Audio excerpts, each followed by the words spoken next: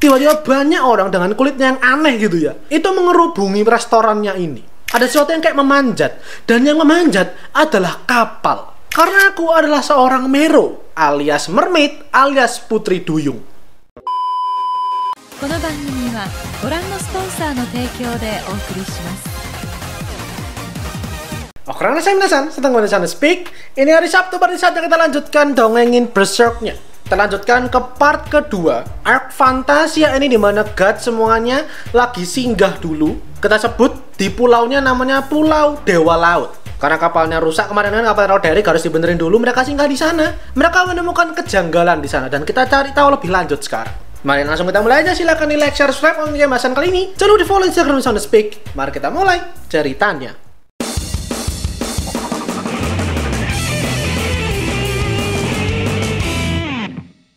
Kali ini aku cover 3 chapter dulu, 312 sampai 314. Ceritanya akan aku sedikit agak rubah urutannya supaya aku jelasinnya enak, kalian memahaminya pun juga enak gitu ya. Jadi tata urutannya, tata letaknya akan aku ubah sedikit aja. Yang penting semuanya tetap berkesinambungan. Kita buka dulu pertama dengan di gua terlarang, dimana di minggu lalu Isidoro sama Pak itu kesana. Mereka mau masuk ke guanya itu, tapi baru di pintu gua gitu ya, baru mau masuk ketemu dengan seorang cewek. Kelihatannya dia habis mancing ikan. Dia bilang ke Isidoro, kamu jangan masuk ke sana. Di dalam sana itu berbahaya.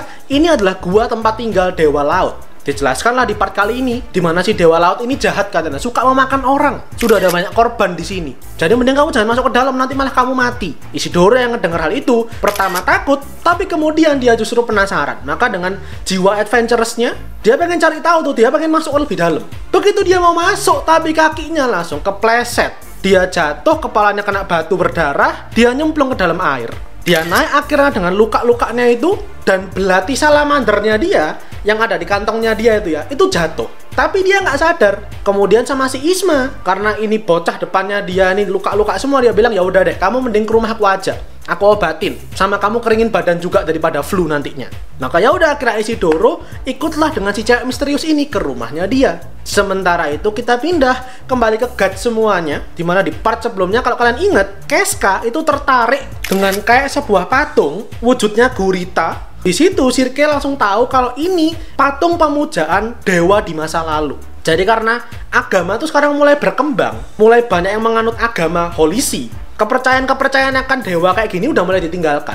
Nah dulu dewanya di pulau ini, dewa lautnya, ya ini si guritanya ini. Kelihatannya nih patung turun-temurun dari dulu sudah ada di sini. Akhirnya Sirke yang dari part sebelumnya juga sudah merasakan keanehan, gede kejanggalan. Dia coba eksplor sendiri ini pulau. Dia bilang ke semuanya, kalian duluan aja dulu. Aku mau eksplor sendiri. Pengen cari tahu lebih banyak soal keanehan di pulau ini. Roderick bilang nawarin kalau mau penjagaan perlu bodyguard, anak buahku bisa kok. Tapi Sirke bilang nggak apa, aku sendirian aja, aman kok. Maka ya udah, akhirnya Sirke jalan sendirian sampai akhirnya dia tuh nyampe di gua yang tadi dihampiri sama Isidoro. Sirke merasakan ada sesuatu yang aneh gitu di sana. Dia tertarik ke sana, dia mau coba masuk, tapi tiba-tiba si Ivalera yang awalnya memperingatkan Sirke untuk hati-hati, dia bilang kalau ada belatinya si Isidoro. Sirke ngambil itu, dia langsung mikir, ini jangan-jangan nih bocah kenapa-kenapa lagi. Jangan-jangan diserang mati atau gimana gitu kan. Begitu dia coba mau ngelacak di mana lokasinya Isidoro dengan pikirannya dia, sihirnya dia, tiba-tiba dia dikagetkan. Karena dari dalam sungainya keluar tentakel-tentakel yang muncul di part kemarin juga.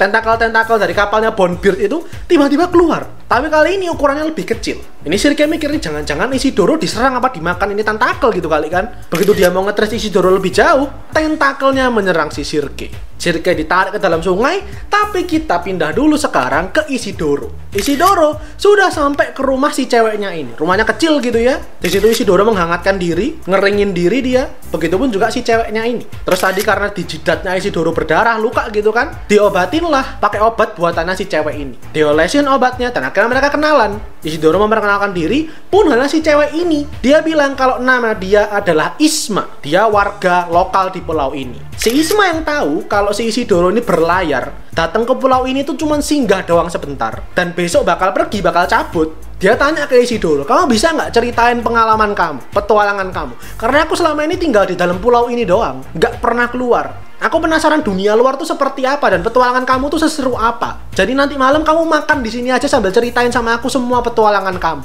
Isidoro akhirnya mengiyakan. Ceritalah dia akhirnya segala macam gitu kan, petualangannya dia sama God sama partinya dia. Sebenarnya si Isma percaya, cuman si Isidoro ini kan mau pamer gitu ya. Maka dia mau nunjukin belati salamandernya dia. Begitu dia mau ambil, mau cari, loh kok nggak ada?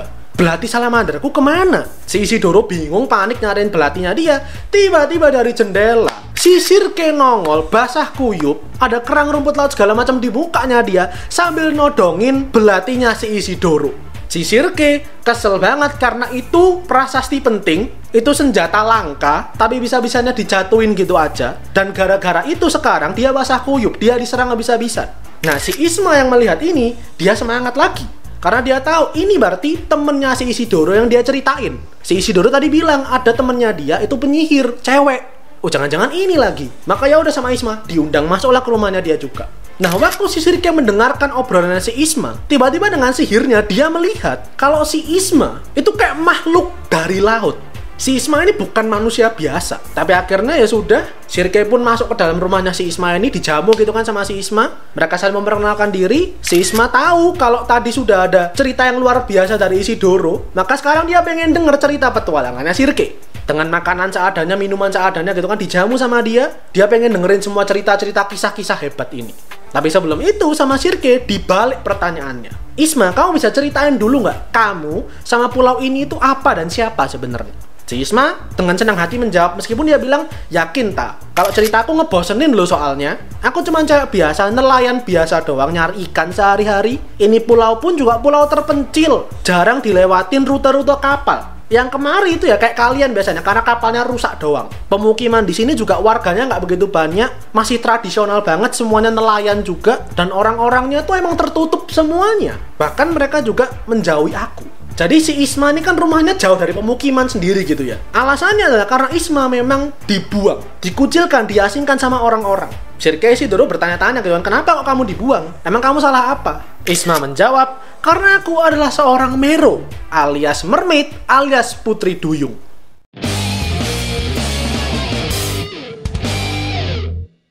Sirke Isidoro tersentak gitu, oh beneran kamu beneran putri duyung nih? Tapi si Isma merespon, enggak kok, cuman bercanda doang, guyon doang. Aku mungkin terlalu semangat gara-gara lihat ada penyihir, ada elf gitu, ada peri, aku terlalu semangat. Tapi mendiang ayahku lah yang dulu memang adalah seorang Mero. Aku nggak kenal siapa ibuku, aku nggak inget dia juga siapa gitu. Dari aku sadar aku nggak pernah lihat dia itu siapa. Dan ayahku pun sekarang udah meninggal. Dia bilang aku sih berharap aku emang jadi merit gitu, emang duyung. Tapi kalian lihat kakiku, ini kaki manusia. Mau aku berenang berapa lama, berapa jauh, kakiku tetap kaki manusia, nggak berubah jadi sirip kayak duyung. Aku pun baru tahu semua ini sendiri dari orang-orang yang suka mengucilkan aku, yang mengasingkan aku. Dari mereka lah aku baru tahu kalau ayahku dulu adalah seorang Mero. 4 tahun lalu aku tanya dengan dia, karena kapalnya dia hancur, dia sakit-sakitan, dan di penghujung hidupnya dia bilang, kelak nanti ibu kamu akan kembali kok. Makanya di depan pintu rumahku itu ada pajangan gitu lah, ada dekorasi, yang mana itu dibuat oleh ibuku dulu. Katanya sih untuk jampi-jampi gitu lah, menghindarkan dari orang-orang jahat. Kemudian Sirke yang tahu banyak soal makhluk-makhluk kayak gini, dia bingung, dia tanya ke Isma, loh putri duyung, Mero itu kan baik hati sebenarnya. Mereka pelindung laut, kenapa kok mereka malah dijauhi? Isma menjawab semua, karena dewa laut di pulau ini.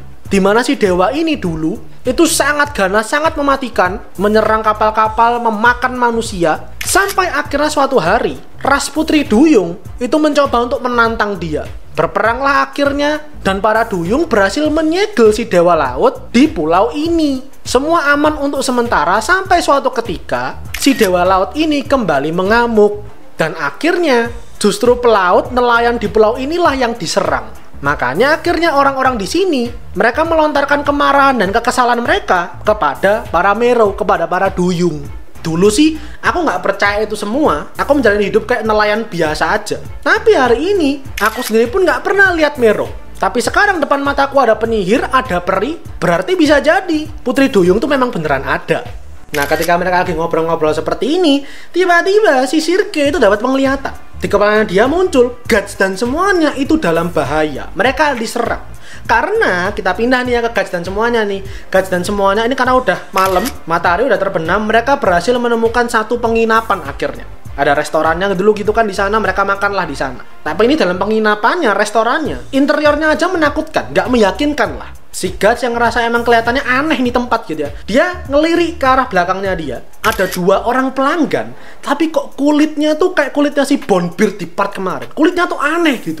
Si Guts ngerasa ini ada yang janggal kelihatannya. Kemudian si pemilik penginapannya ini, si kokinya gitu lah ya, bilang tuh ke mereka. Nggak begitu kelihatan, dia cuma bilang, ini minta maaf, saya harus ngambil bahan makanan dulu sebentar. Silakan kalau kalian mau ngambil makanan sendiri, minuman sendiri, silakan, nggak apa-apa, ambil aja sendiri, nggak masalah. Akhirnya sudah mereka ngambil makanan, mereka makan, mengisi perut, kenyang gitu kan. Akhirnya semua kelihatan aman-aman aja so far. Begitu semua kelar, sembari si Casca menunjuk-nunjuk gitu ya semua ikan-ikan yang aneh tertempel di tembok itu, si Roderick bilang, ini aku khawatir, aku pengen ngecek soal perbaikan kapal. Jadi untuk malam ini aku akan kembali, aku akan ngecek kapalnya seperti apa, perbaikannya, progresnya. Besok aku jemput kalian untuk balik ke kapal. Roderick bilang seperti itu. Dia mau keluar dari restoran ini, dibuka pintunya sama dia. Di luar tiba-tiba banyak orang dengan kulitnya yang aneh gitu ya, itu mengerubungi restorannya ini. Di situ Roderick masih positive thinking gitu. Dia mikir, ini orang-orang apa mungkin pelanggan gitu kali ya? Apa mungkin mereka memang pengen makan gitu kali? Baru malam-malam segini keluar semuanya pengen kemari. Semuanya juga bertanya-tanya seperti itu. Serpico, abangnya Farnese juga bingung. Mereka mikir, apa jangan-jangan ini orang-orang mungkin bukan penduduk desa kali ya? Bukan orang sini, mungkin mereka juga pendatang kayak kita deh. Tapi tiba-tiba si pemilik restorannya ini yang lagi motong ikan, dia bilang, kalau mereka semua adalah penduduk di sini dan kami penduduk sini menjamu pendatangnya, menjamu tamu dengan sangat baik. Malam ini adalah malam bulan purnama dan malam ini adalah malam Paskah bagi sang dewa laut. Namanya Paskah berarti akan ada korban. Yang dimaksud ya Guts dan semuanya ini yang bakal dikorbankan. Di situ Guts langsung gercep, dia ambil pisaunya dia, dilemparkan ke pemiliknya ini yang mana udah berwujud monster gitu ya. Tapi tiba-tiba tangan manusianya tadi yang berwujud manusia gitu lah ya, berubah jadi tentakel. Badan yang masuk ke tungku api berubah sepenuhnya jadi tentakel gede banget kayak yang di part sebelumnya. Lagi-lagi Guts langsung sigap, cabut pedang Dragon Slayer-nya dia, ditebas ini tentakel. Semua orang kaget, terkejut kenapa tiba-tiba berubah jadi situasi berdarah ini kan. Tapi si Guts sudah sadar emang ini tempat aneh. Dari pertama kali datang emang udah aneh. Maka dia keluar dari restorannya ini, dan di luar orang-orang yang tadi berubah semua jadi tentakel. Semua kayak udah nungguin, udah bersiap menyantap, menyerang Guts dan semuanya. Maka ya udah dong, jelas Guts langsung menyerang. Serpico dengan kekuatan shift-nya, dia kekuatan angin semakin beruntung karena ini bulan purnama, malam purnama. Makin kenceng anginnya dia, serangannya dia makin mantep. Farnese, Casca dilindungi sama Roderick, semua bertahan mati-matian. Barusan berapa menit lalu mereka makan kenyang, sekarang harus bertahan hidup dari serangan tentakel. Udah mereka bertarung habis-habisan gitu kan, Guts menggila seperti biasa. Meskipun di situ sisi gelapnya dia, Beast of Darkness-nya dia bilang, kamu yakin bisa ngalahin mereka semua sendirian? Sudah ada tawaran-tawaran kegelapan gitu lah muncul. Tapi Guts menghiraukan semuanya itu. Dia tetap bertarung habis-habisan. Meskipun itu ya agak omong kosong, agak percuma. Karena ini tentakel habis ditebas, yang ada malah beregenerasi, yang ada malah nambah jumlahnya. Dan karena ini tentakel berasal dari manusia yang merupakan orang-orang di pulau ini, berarti kan jumlahnya nggak sedikit. Jumlah orang satu pemukiman berapa? Ada ratusan. Beneran muncul semua tentakelnya. Kita kembali lagi sebentar ke para bocil, ke Sirke, Isma, Isidoro. Ini Sirke karena dapat penglihatan tadi, tentu sama Isidoro mereka mau balik, nemuin Guts dan semuanya. Sama Isma dianterin karena katanya kalau pakai rute biasa terlalu jauh.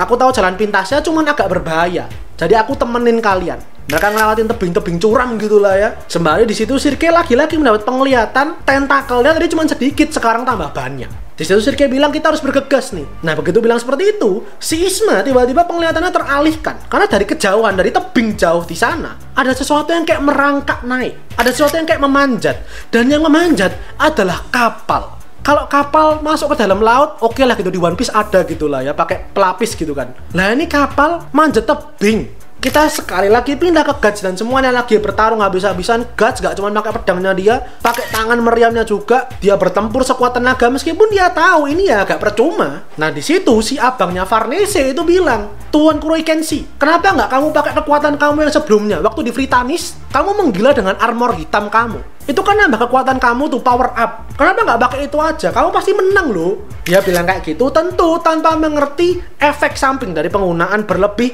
armor besarnya Guts. Maka di situ yang menghentikan adalah si Farnese. Farnese bilang, jangan, kamu nggak ngerti risikonya seperti apa. Penderitaan yang dialami Guts itu seperti apa kalau pakai kekuatan itu. Mereka semua di tengah serangan ini lagi panik, lagi bimbang, gopoh semuanya. Makin dikagetkan karena dari belakang mereka tiba-tiba ada yang muncul gede banget, dan itu kapalnya tadi yang memanjat tebing. Dan yang lebih mengagetkan lagi, kita bahas lanjutannya di part selanjutnya. Itu aja dulu untuk part kali ini. Part yang lebih jauh memperkenalkan kita tentang Isma, yang mana nanti akan punya peran lumayan penting di cerita kali ini selama Guts dan semuanya ada di pulau ini. Jadi mari ditunggu aja seperti biasa hari Sabtu. Dan untuk sekarang silahkan lihat videonya. Kalau kalian bahasan kali ini jangan lupa komentar di share kalian, dan terakhir jangan follow Instagram Soundspeak dan subscribe buat kalian nikmati lebih banyak konten anime dan manga dari channel Soundspeak, karena anime dan manga yang aku suka dan yang kalian suka. So, I'll see you guys in the next video. Saya Minasan.